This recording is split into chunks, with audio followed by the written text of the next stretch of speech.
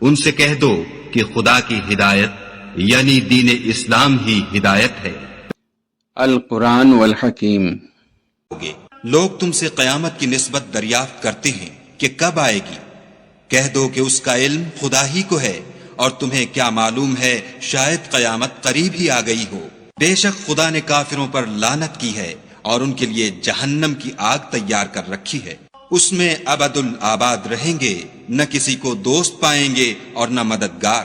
جس دن ان کے منہ آگ میں الٹائے جائیں، کہیں گے اے کاش ہم خدا کی فرما برداری کرتے اور رسول خدا کا حکم مانتے، اور کہیں گے کہ اے ہمارے پروردگار، ہم نے اپنے سرداروں اور بڑے لوگوں کا کہا مانا تو انہوں نے ہم کو رستے سے گمراہ کر دیا۔ اے ہمارے پروردگار، ان کو دگنا عذاب دے اور ان پر بڑی لعنت کر۔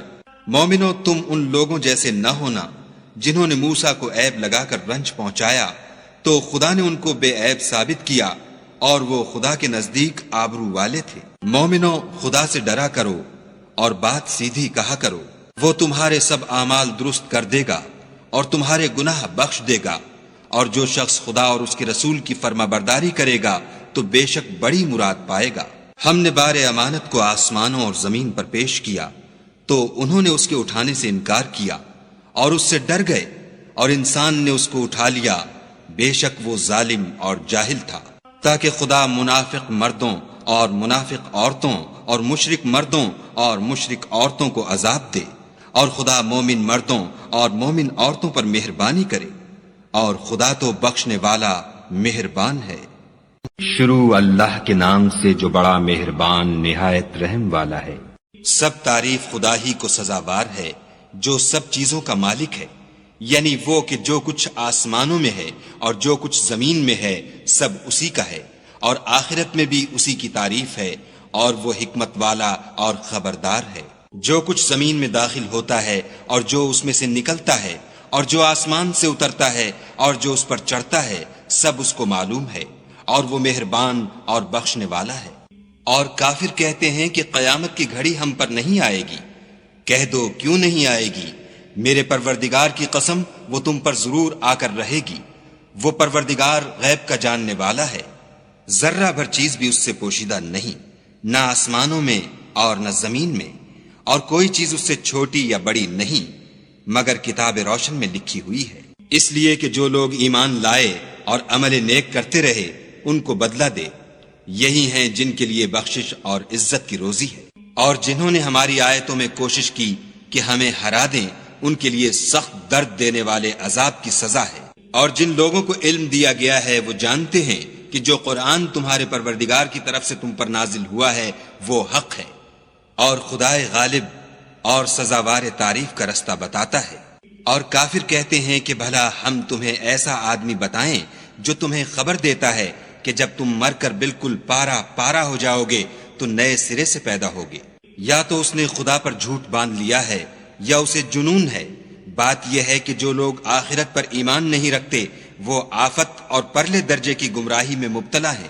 کیا انہوں نے اس کو نہیں دیکھا جو ان کے آگے اور پیچھے ہے، یعنی آسمان اور زمین؟ اگر ہم چاہیں تو ان کو زمین میں دھسا دیں یا ان پر آسمان کے ٹکڑے گرا دیں، اس میں ہر بندے کے لیے جو رجوع کرنے والا ہے ایک نشانی ہے۔ اور ہم نے داؤد کو اپنی طرف سے برتری بخشی تھی۔ اے پہاڑوں، ان کے ساتھ تسبیح کرو، اور پرندوں کو ان کا مسخر کر دیا، اور ان کے لیے ہم نے لوہے کو نرم کر دیا کہ کشادہ زرہ بناؤ، اور کڑیوں کو اندازے سے جوڑو اور نیک عمل کرو۔ جو عمل تم کرتے ہو میں ان کو دیکھنے والا ہوں۔ اور ہوا کو ہم نے سلیمان کا تابع کر دیا تھا، اس کی صبح کی منزل 1 مہینے کی راہ ہوتی اور شام کی منزل بھی مہینے بھر کی ہوتی، اور ان کے لیے ہم نے تانبے کا چشمہ بہا دیا تھا۔ اور جنوں میں سے ایسے تھے جو ان کے پروردگار کے حکم سے ان کے آگے کام کرتے تھے، اور جو کوئی ان میں سے ہمارے حکم سے پھرے گا اس کو ہم جہنم کی آگ کا مزہ چکھائیں گے۔ وہ جو چاہتے یہ ان کے لیے بناتے، یعنی قلعے اور مجسمے اور بڑے بڑے لگن جیسے تالاب اور دیگیں جو ایک ہی جگہ رکھی رہیں۔ اے داؤد کی اولاد، میرا شکر کرو، اور میرے بندوں میں شکر گزار تھوڑے ہیں۔ پھر جب ہم نے ان کے لیے موت کا حکم صادر کیا تو کسی چیز سے ان کا مرنا معلوم نہ ہوا مگر گھن کے کیڑے سے جو ان کے عصا کو کھاتا رہا، جب عصا گر پڑا تب جنوں کو معلوم ہوا اور کہنے لگے کہ اگر وہ غیب جانتے ہوتے تو ذلت کی تکلیف میں نہ رہتے۔ اہل سبا کے لیے ان کے مقام بود و باش میں ایک نشانی تھی، یعنی دو باغ، ایک داہنی طرف اور ایک بائیں طرف۔ اپنے پروردگار کا رزق کھاؤ اور اس کا شکر کرو، یہاں تمہارے رہنے کو یہ پاکیزہ شہر ہے اور وہاں بخشنے کو خدائے غفار۔ تو انہوں نے شکر گزاری سے منہ پھیر لیا، بس ہم نے ان پر زور کا سیلاب چھوڑ دیا اور انہیں ان کے باغوں کے بدلے دو ایسے باغ دیے جن کے میوے بد مزہ تھے اور جن میں کچھ تو جھاؤ تھا اور تھوڑی سی بیریاں۔ یہ ہم نے ان کی ناشکری کی ان کو سزا دی، اور ہم سزا ناشکرے ہی کو دیا کرتے ہیں۔ اور ہم نے ان کے اور شام میں ان کی بستیوں کے درمیان جن میں ہم نے برکت دی تھی ایک دوسرے کے متصل دیہات بنائے تھے جو سامنے نظر آتے تھے، اور ان میں آمد و رفت کا اندازہ مقرر کر دیا تھا کہ رات دن بے خوف و خطر چلتے رہو۔ تو انہوں نے دعا کی کہ اے پروردگار ہماری مسافتوں میں بود اور طول پیدا کر دے، اور اس سے انہوں نے اپنے حق میں ظلم کیا تو ہم نے انہیں نابود کر کے ان کے افسانے بنا دیے اور انہیں بالکل منتشر کر دیا۔ اس میں ہر صابر و شاکر کے لیے نشانیاں ہیں۔ اور شیطان نے ان کے بارے میں اپنا خیال سچ کر دکھایا کہ مومنوں کی ایک جماعت کے سوا وہ اس کے پیچھے چل پڑے، اور اس کا ان پر کچھ زور نہ تھا، مگر ہمارا مقصود یہ تھا کہ جو لوگ آخرت میں شک رکھتے ہیں ان سے ان لوگوں کو جو اس پر ایمان رکھتے ہیں متمیز کر دیں، اور تمہارا پروردگار ہر چیز پر نگہبان ہے۔ کہہ دو کہ جن کو تم خدا کے سوا معبود خیال کرتے ہو ان کو بلاؤ، وہ آسمانوں اور زمین میں ذرہ بھر چیز کے بھی مالک نہیں ہیں، اور نہ ان میں ان کی شرکت ہے اور نہ ان میں سے کوئی خدا کا مددگار ہے، اور خدا کے ہاں کسی کے لیے سفارش فائدہ نہ دے گی مگر اس کے لیے جس کے بارے میں وہ اجازت بخشے، یہاں تک کہ جب ان کے دلوں سے اضطراب دور کر دیا جائے گا تو کہیں گے کہ تمہارے پروردگار نے کیا فرمایا ہے؟ فرشتے کہیں گے کہ حق فرمایا ہے، اور وہ عالی رتبہ اور گرامی قدر ہے۔ پوچھو کہ تم کو آسمانوں اور زمین سے کون رزق دیتا ہے؟ کہو کہ خدا، اور ہم یا تم یا تو سیدھے رستے پر ہیں یا صریح گمراہی میں۔ کہہ دو کہ نہ ہمارے گناہوں کی تم سے پرسش ہوگی اور نہ تمہارے اعمال کی ہم سے پرسش ہوگی۔ کہہ دو کہ ہمارا پروردگار ہم کو جمع کرے گا، پھر ہمارے درمیان انصاف کے ساتھ فیصلہ کر دے گا، اور وہ خوب فیصلہ کرنے والا اور صاحب علم ہے۔ کہو کہ مجھے وہ لوگ تو دکھاؤ جن کو تم نے شریک خدا بنا کر اس کے ساتھ ملا رکھا ہے۔ کوئی نہیں بلکہ وہی اکیلا خدا غالب اور حکمت والا ہے۔ اور اے محمد صلی اللہ علیہ وآلہ وسلم، ہم نے تم کو تمام لوگوں کے لیے خوشخبری سنانے والا اور ڈرانے والا بنا کر بھیجا ہے، لیکن اکثر لوگ نہیں جانتے اور کہتے ہیں اگر تم سچ کہتے ہو تو یہ قیامت کا وعدہ کب وقوع میں آئے گا؟ کہہ دو کہ تم سے ایک دن کا وعدہ ہے جس سے نہ ایک گھڑی پیچھے رہو گے نہ آگے بڑھو گے۔ يسألك الناس عن الساعة قل إنما علمها عند الله وما يدريك لعل الساعة تكون قريبا إن الله لعن الكافرين وأعد لهم سعيرا خالدين فيها أبدا لا يجدون وليا ولا نصيرا يوم تقلب وجوههم في النار يقولون يا ليتنا أطعنا الله وأطعنا الرسولا وقالوا ربنا أطعنا سادتنا وكبراءنا فأضلونا السبيلا ربنا آتهم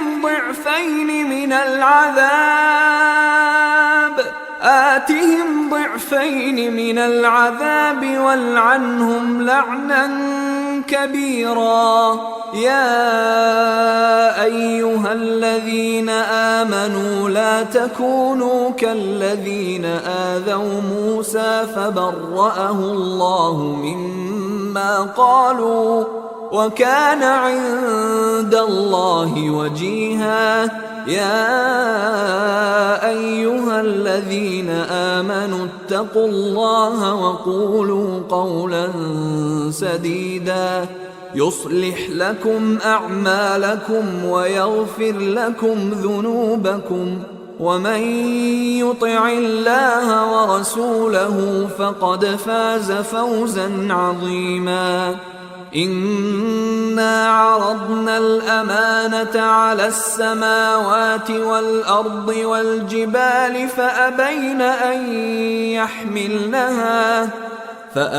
أن يحملنها وأشفقن منها وحملها الإنسان إنه كان ظلوما جهولا. ليعذب الله المنافقين والمنافقات والمشركين والمشركات ويتوب الله على المؤمنين والمؤمنات وكان الله غفورا رحيما. بسم الله الرحمن الرحيم. الحمد لله الذي له ما في السماوات وما في الأرض وله الحمد في الآخرة وهو الحكيم الخبير.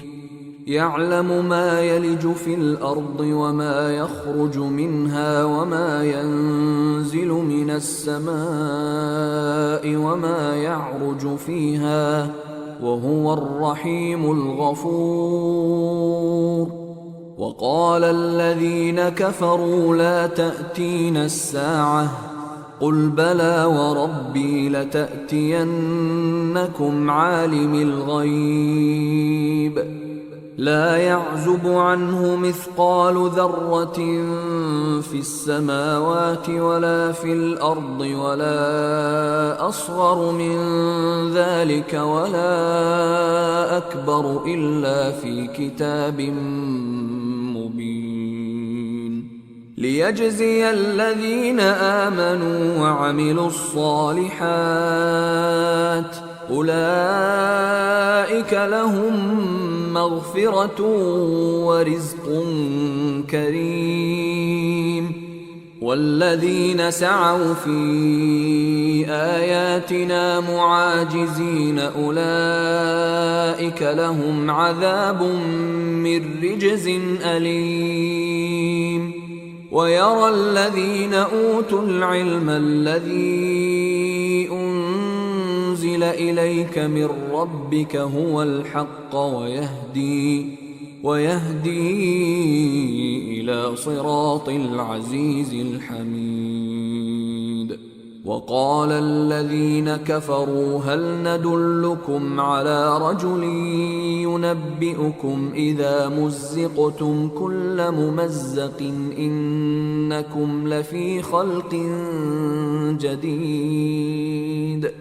أفترى على الله كذبا أم به جنة بل الذين لا يؤمنون بالآخرة في العذاب والضلال البعيد.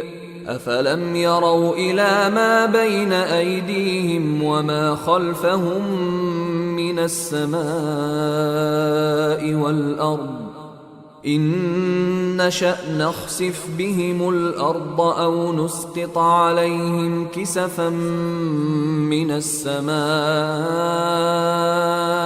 إن في ذلك لآية لكل عبد منيب.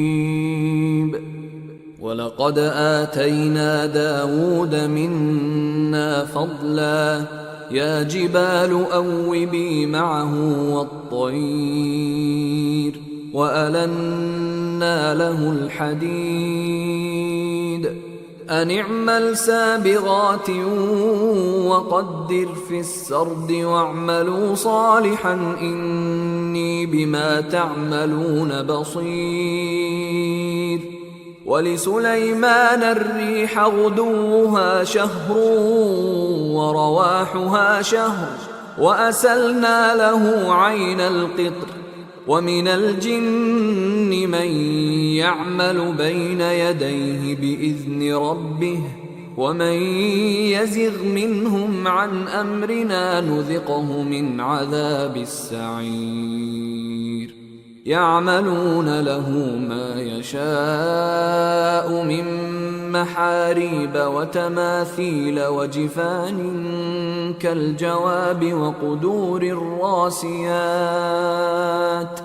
اعملوا آل داود شكرا وقليل من عبادي الشكور. فلما قضينا عليه الموت ما دلهم على موته إلا دابة الأرض تأكل من سأته. فلما خر تبينت الجن أن لو كانوا يعلمون الغيب ما لبثوا في العذاب المهين. لقد كان لسبإ في مسكنهم آية جنتان عن يمين وشمال كلوا من رزق ربكم واشكروا له بلدة طيبة ورب غفور. فأعرضوا فأرسلنا عليهم سيل العرم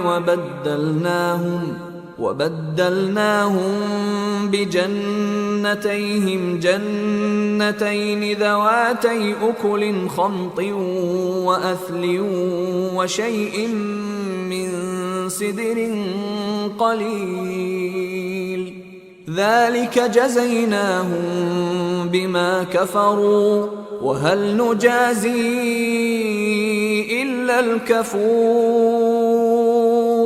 وجعلنا بينهم وبين القرى التي باركنا فيها قرى ظاهرة وقدرنا فيها السير سيروا فيها ليالي وأياما آمنين. فقالوا ربنا باعد بين أسفارنا وظلموا أنفسهم فجعلناهم أحاديث ومزقناهم كل ممزق إن في ذلك لآيات لكل صبار شكور. ولقد صدق عليهم إبليس ظنه فاتبعوه إلا فريقا من المؤمنين وما كان له عليهم من سلطان إلا لنعلم من يؤمن بالآخرة ممن هو منها في شك وربك على كل شيء حفيظ. قل ادعوا الذين زعمتم من دون الله لا يملكون مثقال ذرة في السماوات ولا في الأرض وما لهم فيهما من شرك وما له منهم من ظهير. ولا تنفع الشفاعة عنده إلا لمن أذن له حتى إذا فزع عن قلوبهم قالوا ماذا قال ربكم قالوا الحق وهو العلي الكبير. قل من يرزقكم من السماوات والأرض قل الله وإنا أو إياكم لعلى هدى أو في ضلال مبين قل لا تسألون عما أجرمنا ولا نسأل عما تعملون قل يجمع بيننا ربنا ثم يفتح بيننا بالحق وهو الفتاح العليم قل أروني الذين ألحقتم به شركاء كلا بل هو الله العزيز الحكيم وما أرسلناك إلا كافة